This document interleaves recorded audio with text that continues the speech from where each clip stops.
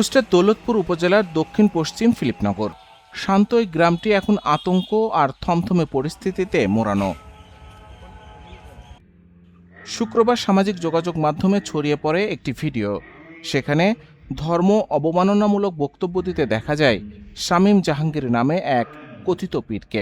ভিডিওতে তার পাশে বসে থাকতে দেখা যায় প্রখ্যাত বাউল শিল্পী শফি মণ্ডলকে।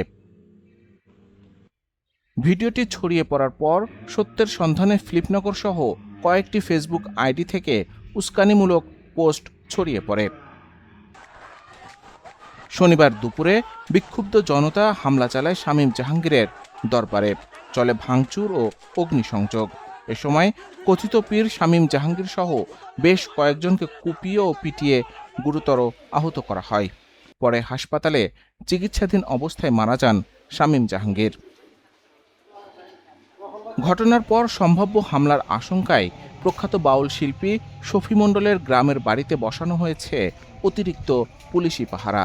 শনিবার বিকেল থেকে বাড়ির আশপাশ এলাকায় জোরদার করা হয়েছে কড়া নিরাপত্তা। যে আমরা মনে করছিলাম যে একটা ঘটনা ঘটেছে, সে তার ক্ষেত্রে এরকম থাকতে পারে, এই জন্য আমরা পুলিশ রেখেছি আর কি ওখানে। ঠিক ওইটা না, এরকম না, উনি তো নাইও বাড়িতে, আমরা এটাও জানি উনি বাড়িতেও নাই। তারপরে আমরা দিয়েছি যে যেহেতু একটা ঘটনা ঘটেছে, আমরা মনে করছি যে ওখানে আপাতত পুলিশ থাকবে কিছুদিন, এই আর কি, আর কিছু না। এদিকে ঘটনার 2 দিন পেরিয়ে গেলেও এখন পর্যন্ত কোনো মামলা দায়ের হয়নি। এতে স্থানীয়দের মধ্যে উদ্বেগ ও প্রশ্ন দেখা দিয়েছে। ধর্মীয় ইস্যুকে কেন্দ্র করে এমন সহিংসতার ঘটনায় পুরো এলাকা জুড়ে বিরাজ করছে আতঙ্ক। দ্রুত আইনগত ব্যবস্থা গ্রহণ এবং দোষীদের শাস্তির দাবি জানিয়েছেন স্থানীয়রা। Desk report, news update.